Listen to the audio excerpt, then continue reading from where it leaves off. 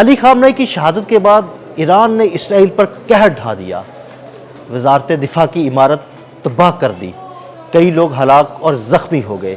عامر رضا سے بات کرتے ہیں۔ عامر بھائی، اس وقت تازہ ترین صورتحال کیا ہے؟ اس وقت تازہ ترین صورتحال یہ ہے کہ تھر تھر کانپ رہے ہیں یہودی، کیونکہ اس کی وجہ یہ ہے کہ ایک ایسا حملہ ہوا ہے جس میں نیتن یاہو کا ابھی تک پتہ نہیں چل رہا۔ جس طرح سے انہوں نے علی خامنئی کے کمپلیکس پر حملہ کیا تھا اور وہاں پر ایک میٹنگ تھی، اسی طرح ان کے اپنے وزارت دفاع کے اندر جو ہے حقایہ میں یہ موجود ہے، اور تل ابیب کا علاقہ ہے حقایہ، وہاں پر میزائل لگا اور اس کے بعد سے جو ہے وہاں پر سے خبریں ایسی آ رہی ہیں کہ نیتن یاہو جو ہیں وہ منظر عام سے غائب ہیں، وہ زخمی ہوئے، مارے گئے۔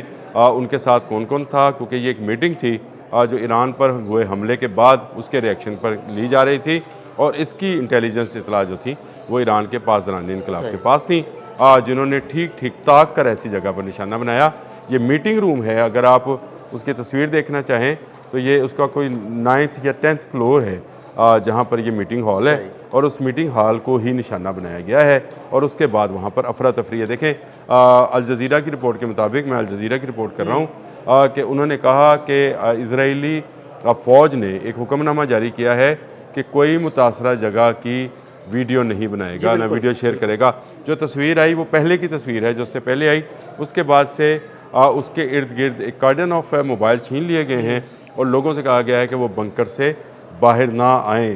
اس سے اندازہ ہوتا ہے کہ ایران نے کتنا ہارڈ جو ہے ہٹ کیا ہے، اور تباہ کن حملہ ہٹ کیا ہے، اور ایران نے سرخ پرچم جو ہیں وہ لہرا دیے گئے ہیں، اور سرخ پرچم جو ہیں ان کے مطابق یہ بدلے کی علامت ہے، یعنی جنگ کی علامت ہوتی ہے، اور یہ بدلے کی علامت ہے جو علی خامنئی کی شہادت کے بعد سے پاسداران انقلاب نے لینا شروع کیا ہے۔ اور یہ بدلہ جو ہے میں یہ سمجھتا ہوں کہ یہ رکے گا نہیں اب، کیونکہ دیکھیں ایران ایک اچھی خاصی فوجی قوت ہے، اور اس قوت کا اندازہ اس بات سے لگایا جا سکتا ہے کہ اس کے بیلسٹک میزائل سے امریکہ بھی ڈر رہا ہے کہ اس کے بیلسٹک میزائل جو ہیں ان کا روکنا ممکن نہیں ہے۔ دیکھ لیں آئرن ڈوم پھر کام نہ آیا، اور ان کی سب سے امپورٹنٹ بلڈنگ جو ہے اس کو تباہ کر دیا گیا ہے۔ اور دفاع، وزارت دفاع تو ویسے بہت امپورٹنٹ جگہ ہوتی ہے، جگہ جہاں پہ سارے آپ کے دفاعی پلاننگ جو ہے وہیں پر ہوتی ہے۔ جس طرح سے ایران پر انہوں نے جہاں حملہ کیا وہ بھی دفاعی کمپلیکس ہی تھا، پاسداران انقلاب کا ہی ہیڈ آفس ہے جس میں سپریم کمانڈر بیٹھا کرتے تھے، اور اب یہ جو ہے بدلہ رکنے والا نہیں ہے۔ دیکھیں میں ایران کے متعلق بہت واضح طور پر بے شمار مرتبہ یہ بتا چکا ہوں کہ یہ خون کے آخری قطرے تک لڑیں گے، ان کے لیے شہادت جو ہے وہ زندگی کی علامت۔ آپ سے میں نے جب بھی بات کی ہے ہمیشہ یہی کہتے ہیں کہ وہ شہادت سے گھبراتے نہیں ہیں۔ ہاں بالکل، کوئی بھی مسلمان نہیں گھبراتا ہے، بلکہ شہادت کو وہ زندگی سمجھتے ہیں، اور ہم لوگ سب لوگ اسی پر ایمان رکھتے ہیں کہ شہادت ہی اصل میں ہمارا مطلوب و مقصود ہے۔ اب پاسداران انقلاب نے جس کا اعلان کیا تھا کہ وہ بدلہ لیں گے، انہوں نے اس بدلے کا آغاز کر دیا ہے۔ ابھی زمینی اہداف پر نشانہ بنایا جا رہا ہے، اور اس کے بعد نشانہ بنایا جائے گا سمندری اہداف کو، اور یہ معاملہ رکنے والا نہیں ہے۔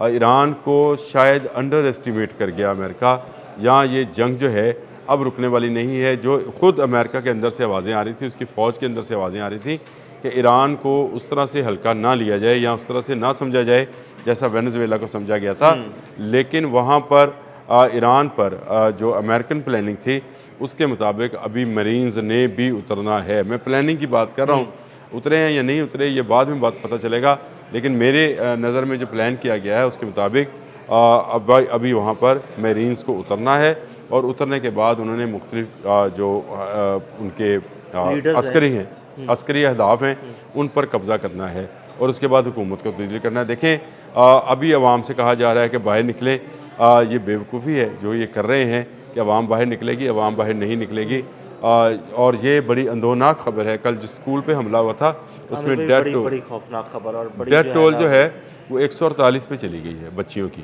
صرف بچیوں کی ڈیتھ ٹول جو ہے۔ اسکول میں، کالج میں تعلیم حاصل کر رہی ہیں۔ یہ وہ ظالم اور جابر لوگ ہیں جن کے لیے اسکول، مسجد، مدرسہ، عبادت گاہیں ان کے لیے کوئی معنی نہیں رکھتی ہیں۔ یہ اپنی عبادت گاہوں پر بھی حملہ کر سکتے ہیں، اور اس کا الزام جو ہے کسی اور پر ڈال سکتے ہیں۔ 9/11 کی مثال ہمارے سامنے ہے، ان بلڈنگز پر جو جہاز گرا تھا وہ کسی جہادی تنظیم کا جہاز نہیں تھا، انہی یہودیوں کا جہاز تھا، سب یہ خود ملوث تھے، سارے یہودی اس دن اس 2 بلڈنگز میں جو کہ وہاں پر یہودی کام کرتے تھے وہ نہیں تھے۔ اب آپ مجھے اندازہ کریں کہ یہ مجھے یہ لگتا ایسا ہے کہ جو عرب ممالک پر بھی میزائل گر رہے ہیں وہ کہاں سے آ رہے ہیں. مجھے اگر لگتا ہے یہ خود ہی عراق کی میزائل فائر آخری کر رہے ہیں. سرحدوں سے اگر فائر کیے جائیں تو وہ ایران اور عراق کے درمیان میں سے کوئی علاقہ اگر آپ اس کو مانیٹر بھی کرنا چاہیں، اول تو کسی کے پاس، ہمارے کسی خلیجی ملک کے پاس وہ ٹیکنالوجی ہی نہیں ہے کہ وہ اپنے طور پر کوئی یہ مانیٹر بھی مانیٹر کر کر سکے کہ یہ میزائل کہاں سے فائر نہ آپ ان کے پاس سیٹلائٹ ہے، نہ ان کے پاس اپنے جہاز ہیں، نہ ان کے پاس کمانڈ اینڈ کنٹرول سینٹرز کا اختیار ہے. وہ جو وہاں پر اڈے ہیں ان پر مکمل طور پر امریکی اور وہاں پر غیر امریکی داخل نہیں ہو سکتا. یعنی علاقہ عرب کا ہے لیکن اس میں عربی داخل نہیں ہو سکتا.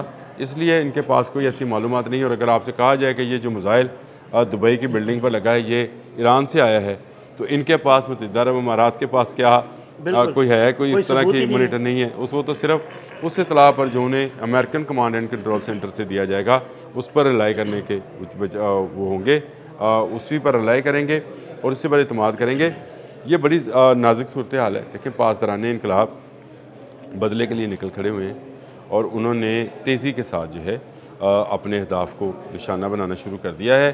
اور یہ جنگ مجھے وسیع تر، جو کہ میں پہلے بھی خدشے کا اظہار کرتا تھا کہ یہ جنگ اگر ہوگی تو یہ پھر رکے گی نہیں. اور علی خامنئی شہید نے اسی پر کہا تھا کہ یہ پھر مڈل ایسٹ کے تمام ممالک میں جائے گی. اور عامر بھائی ایک بڑی اہم بات کہ آیت اللہ خامنئی کی شہادت کے باوجود ایرانی فوج کا مورال ڈاؤن نہیں ہوا. لیکن ان کا مورال ڈاؤن نہیں ہونا، وہ انہوں نے ایک کے بعد ایک، ایک کے بعد ایک، ایک کے بعد ایک ایسی سٹیپ اور سیری بنائی ہوئی ہے جس میں ان کا ایک کے بعد ایک جو بندہ ہے وہ آتا جائے گا. دیکھیں جب آپ کے سامنے ہی کربلا کا مثال ہو، یعنی آپ آئیڈیلائز ہی کربلا کو کر رہے ہوں، تو پھر ایک کے بعد ایک کی شہادت کو وہ زندگی سمجھا جاتا ہے جو لفانی ہے اور جس میں جو ہے اللہ اور روح القدس جو ہیں وہ باہیں پھیلائی اپنے شہداء کی جو ہے استقبال کیا کرتے ہیں.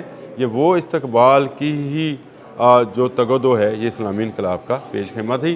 اور امام خمینی کا نے جو اسلامی انقلاب لائے تھے اس کو علی خامنئی نے اس نہج تک پہنچایا کہ آج امریکہ جو ہے اس کا مقابلہ ڈٹ کر پاسداران انقلاب کر رہے ہیں اور آج امریکہ کو اور اسرائیل کو ناکو چنے چبوائیں گے. یہ آپ ذرا سا تحمل کا مظاہرہ کریں. ایران نے پلٹ کر ابھی جواب دیا ہے اسرائیل کو، امریکہ کا جواب دینا ابھی باقی ہے. اور امریکہ کو جب جواب دیا جائے گا تو آپ دیکھیں گے کہ ان کی چیخیں سنیں گے کہ یہ جو کہتے تھے وہ کہ ایران پر ہمارا قبضہ ہوگا اور لوگ نکلیں گے باہر. کوئی ایک شخص بھی ایرانی موجودہ گورنمنٹ کے، میری بالکل پیش گوئی کے مطابق کوئی ایک شخص بھی ایران کے اس موجودہ رجیم کے خلاف باہر نہیں آیا. نیتن یاہو نے کل اس حملے سے پہلے کی بات کر رہا ہوں، یہ جو حائفہ میں ہوا ہے، اس سے پہلے جو حائفہ میں ہوا ہے اس سے پہلے اس نے اپیل کی کہ لوگ باہر نکلیں. وہ رضا شاہ پہلی باہر بیٹھا امریکہ میں، اس نے لوگوں سے کہا باہر نکلیں. ڈونلڈ ٹرمپ نے اپنے خطاب میں کہا کہ باہر نکلیں، لیکن کوئی ایک شخص بھی امریکہ کے حق میں اور ایران کی موجودہ قیادت کے خلاف باہر نہیں نکلا. میں یہ سمجھتا ہوں کہ یہ ہے وہ عزم اور وہ حوصلہ جس کو شاید توڑا نہیں جا سکتا. بہت شکریہ عامر بھائی. عامر بھائی نے بڑی تفصیل کے ساتھ اس سارے معاملے پر روشنی ڈالی. مزید اپڈیٹس کے لیے ہمارے ساتھ جڑے رہیے گا. عدیل احمد اور عامر رضا کو فی الحال کے لیے اجازت دیجیے گا. اللہ حافظ.